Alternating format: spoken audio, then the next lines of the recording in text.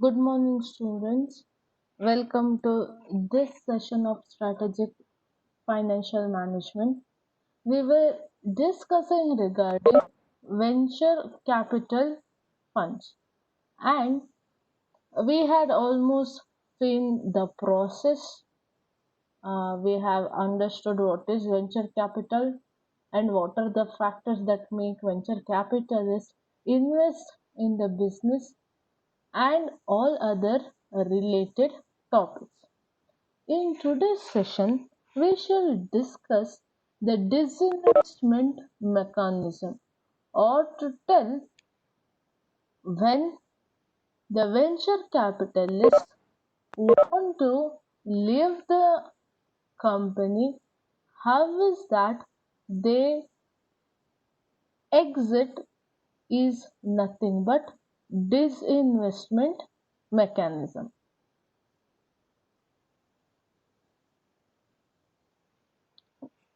Now, speaking about this, in business, disinvestments means to sell off the some of the assets such as might be manufacturing, plants, a division of a factory or a subsidiary, or even to sell off product line. Now, disinvestment is sometimes is described as the opposite of capital expenditure also. Now, there are some of the people who use this particular term disinvestment in order to divest when discussing regarding this particular topic. Uh, Now, to give an example, even I had mentioned in the previous session, now might be an electric generator manufacturer.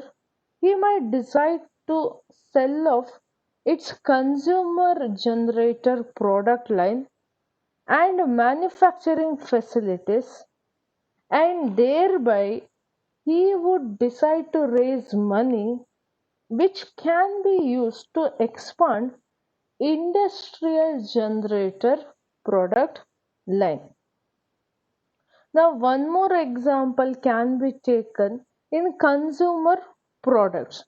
Now, a company might be selling off a division, especially a profitable decision, which might not be helpful in achieving the long run goals of the organization, and thereby selling off the proceeds from the disinvestment can be used to improve the financial position of the company. Now, having said this, the objective of a true venture capitalist is to sell off his investment and thereby earn substantial capital gains. But most venture capital funds in India, they aim to operate on commercial lines along with satisfying their developmental objective. Now, speaking about public sector venture funds, even they invariably have some development objective as well, and they would also like to disinvest their holdings along with some adequate return, with the main objective that after disinvesting whatever money they are going to get, they would want to recycle those funds. Now, usually, a venture capitalist would be in a position wherein he cannot realize his investment before 5 to 7 years. This is a normal case or a average case.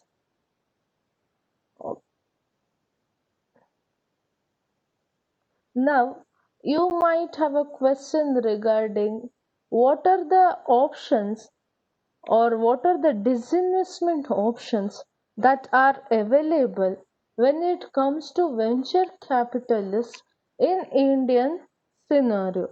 Now, as discussed, in our previous session, the disinvestment opportunities are generally available to venture capitalists, especially in developed countries. Are first one can be promoters buyback, or what we call as buyback from promoters. The next one is public issue or initial public offerings. The next could be sale to other venture capital funds, or also sometimes it can be sold in OTC or over the counter stock market. Now, these are some of the options that are available for Indian venture capital list. Now, when we come speak about venture capital funds, it was originally formed in America. So, speaking about US's scenario from its days of the beginning or inception, the venture capitalists in that country had a very well developed access and efficiently functioning capital markets, and later on they also had a efficient developing OTC stock markets. Now the stock market and OTC markets in a number of European countries and some of the developing countries, including India, are of recent phenomena.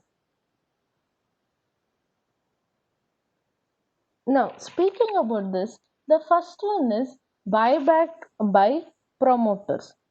Now, this is the most popular disinvestment route in India, and here usually they go for buying shares from the promoters themselves. Now, this particular route is very much suited in Indian context because when the promoters buy the shares of the company, that is going to keep the ownership and control of the company in the hands of the promoter themselves.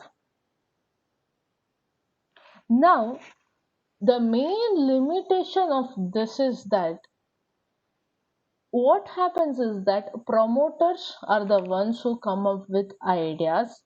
Venture capitalists are those who would have invested in the company.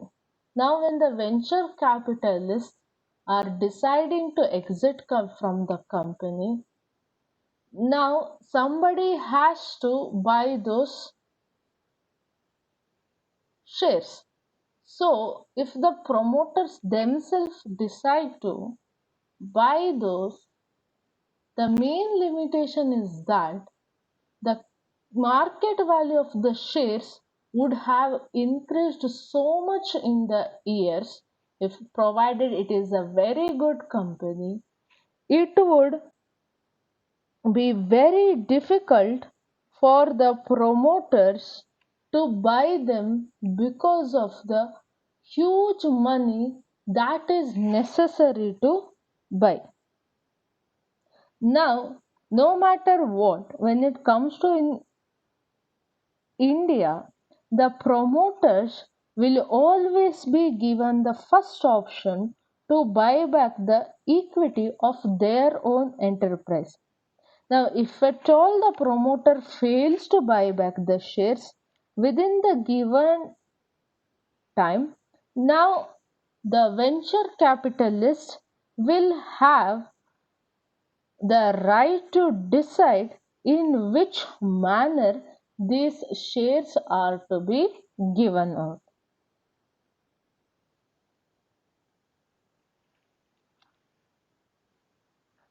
The next one is initial public offering.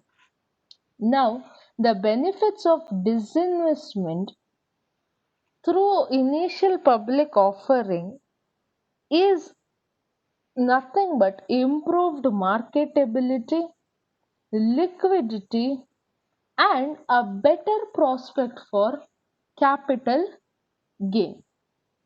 And also, it gives market control through public share participation. Now, even this kind of disinvestment has some limitation in Indian context. Now, the promotion of the public issue would be difficult and expensive because the first generation entrepreneurs are not known in capital market. That is to tell, even if they go for public issue, the Indian investors are such that since these entrepreneurs most of the time would be new to the market, they would not be having any kind of information regarding them. And also, along with this, the difficulties can be caused in entrepreneurs' business in perceived to be unattractive investment proposition by a investor. And there are also chances that the emphasis by Indian investment investors on short-term profits and dividends may always result to make market price unattractive. Along with this, there is difficulty that in Indian markets, what is called a CCI or Controller of Capital Issue had guidelines for deciding premium on shares, and it took into account the book value and the cumulative averages of earning per share till the date of new issue. And this formula failed to give a due weightage to expected stream of earnings for the venture firm. I would repeat it again. In Indian capital market, what has happened was the controller of capital issue had a guidelines wherein it used to decide the premium on shares, and it took into account the book value and the cumulative averages of earning per share till the date of new issue. Now, when by using this formula the market value was decided, it failed to give due weightage to the expected stream for the venture firm. And therefore, this formula used to underestimate the premium. And because of these problems, the government of India has now abolished the Capital Issue Control Act 1947, and as a result, the Office of the Controller of Capital Issues. Therefore, the existing companies are now free to fix the share prices, and the public issues form of investment can involve high transaction costs because of inefficiency of the secondary market that is present in our country. And also, this option of initial public offering has been rendered far less feasible when we take into consideration small ventures because it involves higher listing requirement of the stock exchanges. Now the next one is secondary stock market. Now an active secondary capital market provides the necessary inputs usually for the success of venture capital. Now, venture capital funds should be able to sell their holdings, and investors should be able to trade shares conveniently and freely. Now, when it comes to USA or other well-developed countries, they have a very good over-the-counter market where these dealers and traders in shares can have conversation over terminal. Now, such mechanism will always be helpful for new companies and small companies to enlist themselves on the over-the-counter markets, which otherwise is eligible to be listed on the stock exchange and thereby provides liquidity to investors. Now, the last one is management buyouts. Now, the promoters of a new venture which has taken off may sell itself to its managers.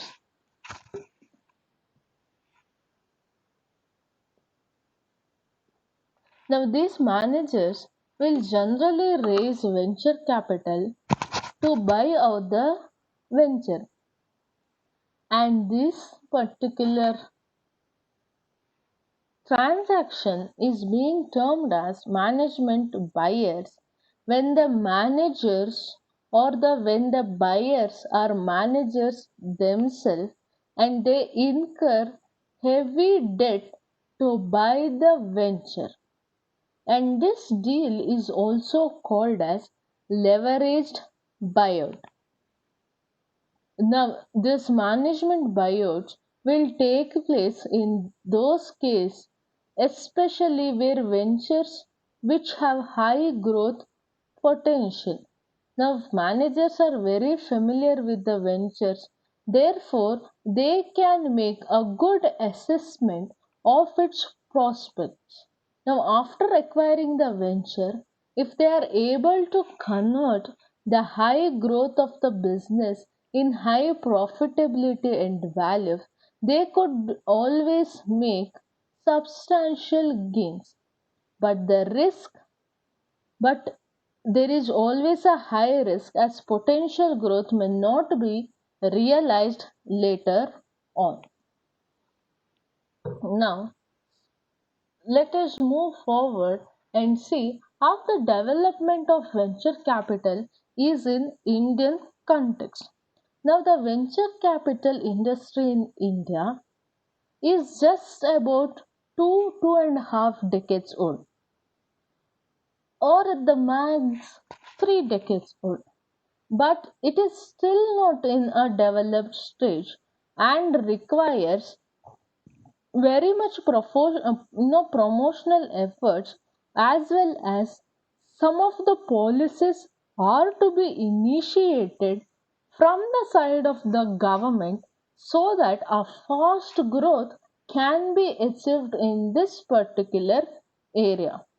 Now, speaking about this venture capital, this concept was formally introduced or officially introduced in India in 1987 when the government announced the creation of venture fund to be operated by IDBI, or what we'll call as Industrial Development Bank of India, and the government of India levied a 5% cess on all know-how important payments to create the venture fund.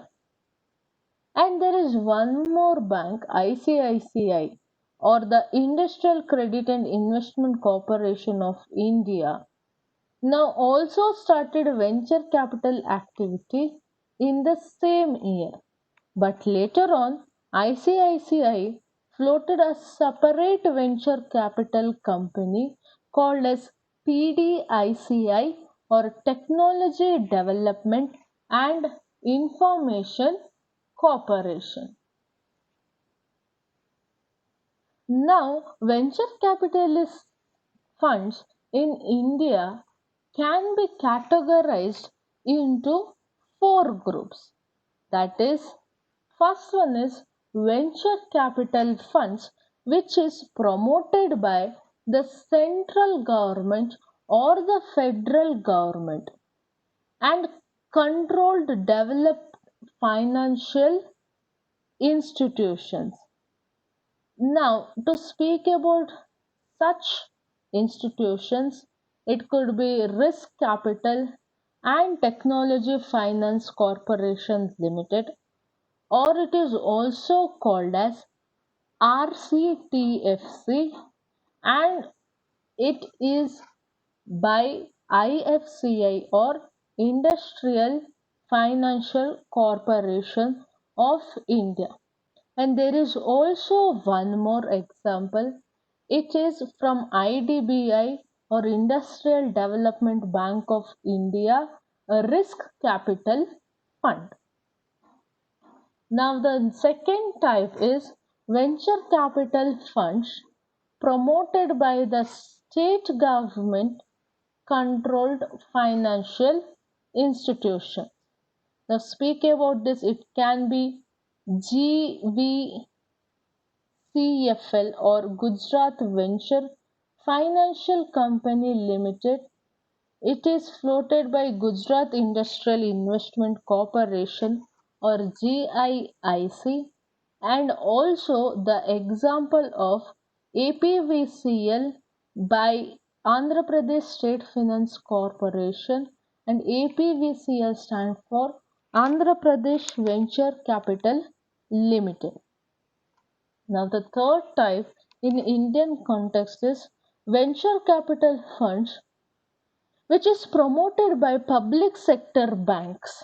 Okay, and the example can be CanFina by Canara Bank and SBI Cap by State Bank of India. And one more kind is venture capital funds promoted by foreign banks and private sector companies and financial institutions. It could be like Indus Venture Fund, Credit Capital Venture Fund, and Greenlace India Development Fund. Now, speaking about these four types, there has been a steady increase in number of projects or the number of ventures, as well as the amount of invested or the amount being invested by venture capital funds. Now, these venture capital funds average investment in each venture has also increased over the years. Now, this steady increase reflects the general trend in the venture capital industry in the country, with investors focusing on high tech, small, and medium sized venture. Now, speaking about this, the total venture capital funds available for investment in India has also increased. In the earlier years of the venture capital in India, what used to happen was the bulk of the funding for these venture capital funds came from the government controlled financial institutions. Now, other investors included the multilateral developed agencies such as World Bank, the private sector, or non-resident Indians and the nationalized banks. Now, further, there are also state government controlled financial institutions, foreign institutional investors, the public sector, insurance company, mutual funds, other banks, and also even members of the public that do contribute to the capital pool of venture capital funds these days.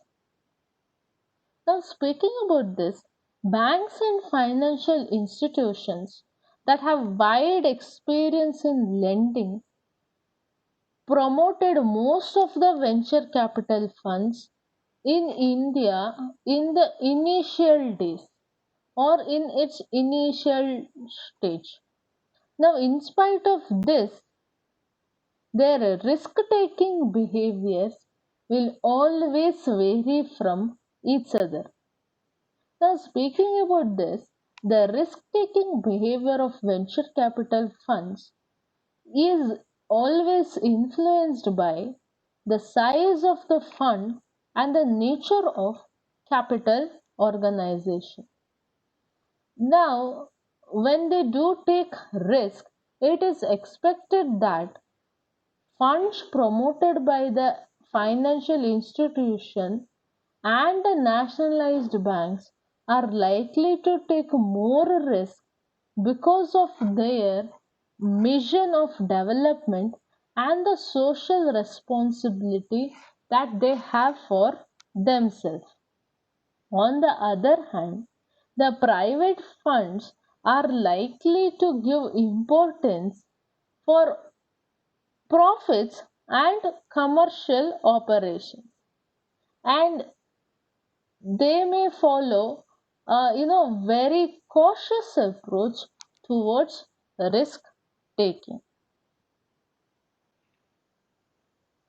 Now, speaking about this private venture funds, many entrepreneurs feel that their enterprise may be acquired once they become successful. Besides, they are also apprehensive of the representation of the venture capital firms' personnel on their boards of directors and leading to close supervision and control of their operations. Now, speaking all this regarding venture capitalists in India, it does provide different services such as managerial consultancy, technical support, information, equity participation, and such other, and some of them, particularly those services which are associated with the central or state level financial institutions and nationalized banks, also assist the entrepreneurs in obtaining term loans and working capital.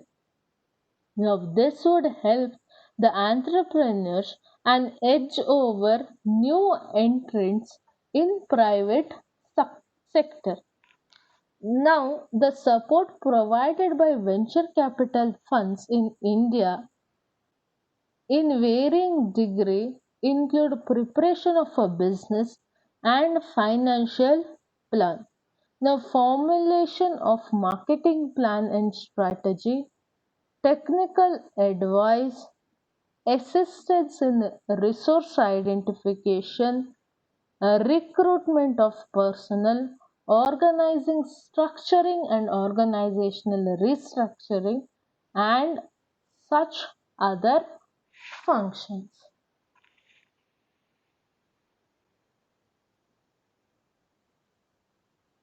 Now, speaking about all this, for obtaining venture capital, these entrepreneurs are required to submit business plan. Now, speaking of this business plan, we have already discussed what it is and what are the expectation of a venture capitalist fund regarding how a business plan should be.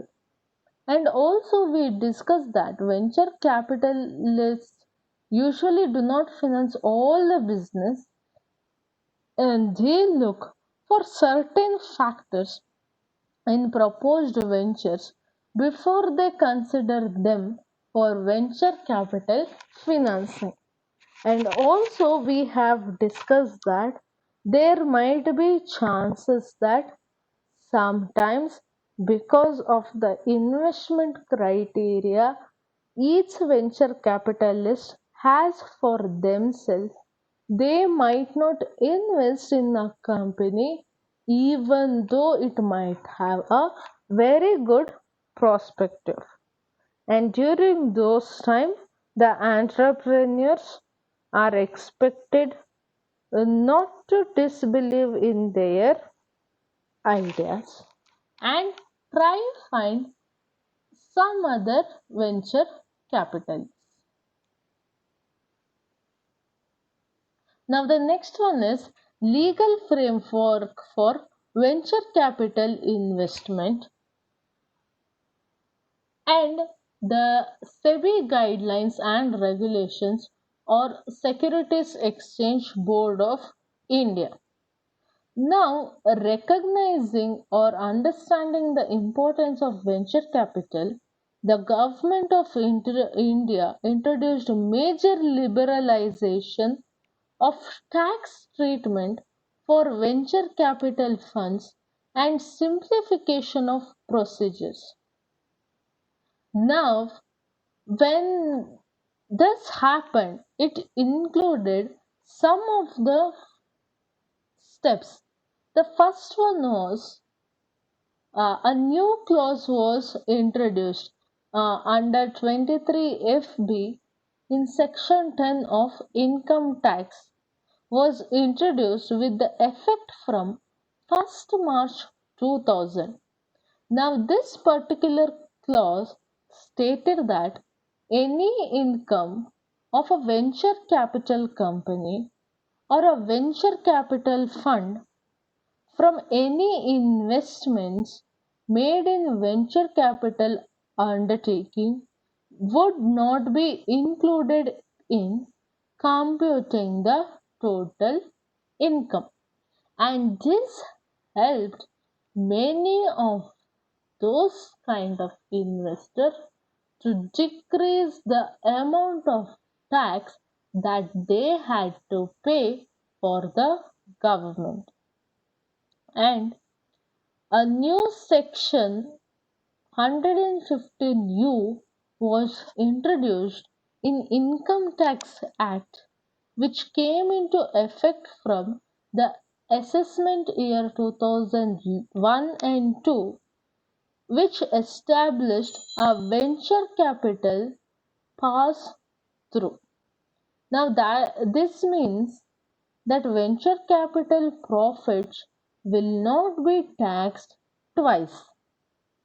Now the regulated venture capital fund which are in connection with SEBI would be exempted from tax, and this exemption will be subjected to certain conditions, but the venture capital investors will have to pay tax. Now earlier, if a venture capital fund wished to avail certain tax benefit, the venture capital fund had to exit from investments made in a venture capital undertaking within 12 months of the venture capital unit obtaining a listing. But then this requirement was done away around November 2000. Now, the Financial Bill of 2001 proposed to amend Section 10, 23 FB so as to provide that venture capital corporation or venture capital fund will continue to be eligible for exemption under Section 10, 23 FB even if the shares of the venture capital unit in which the venture capital fund has made the initial investment and are subsequently listed in the recognized stock exchange in India. Now there are some of the initiatives that has been taken also. Now there have been a number of initiatives by the government as well as the industry to pave way for business and regulatory environment that is conducive to new venture development or which is helpful for new venture development and to innovation at the user's end. Now, speaking about this initiative, some of the initiatives in the past have included those especially by Ministry of Finance, the Security Exchange Board of India, Ministry of Information Technology, which was formerly called as Department of Electronics, state governments, financial institutions. Now, the Indian Venture Capital Association also. Now, these initiatives resulted in the availability of more than 500 million US dollars of venture funds for Indian ventures during the year 99 2000 itself. Now, with the growing realization of the immense potential offered by Indian technology companies, funding opportunities are rapidly increasing. Now, the government of India has already taken very much steps to facilitate the creation of an environment that is helpful for the venture capital funds and startups in India. Some of that includes, introduction of sweat equity, allowing venture capital funds to offset losses incurred in one company against profit from another, and establishment of government facilitated venture capital funds. Now, however, the present regulatory framework is still not enough to provide for an environment in the market that lays stress on encouraging the flow of venture funds, ease of exit operation for both the parties, mentoring, non-qualified availability of funds, flow of public funds for enterprise building in India. Now, India needs to encourage the growth of risk capital, especially by giving importance for 3 points. That is, first one is the government of India and Indian financial institutions should, catalyze the process by creating funds.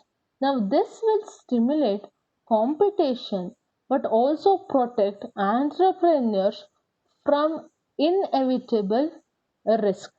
Now, India should amend its regulatory framework so that the venture capital funds can earn a reasonable return on their risk capital.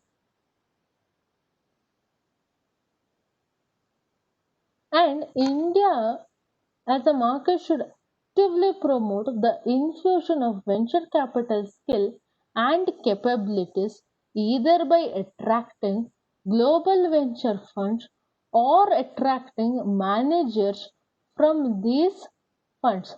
However, the above said or discussed points would always need to be substantiated with the earliest implementation of the recommendation of the SEBI Committee on Venture Capital.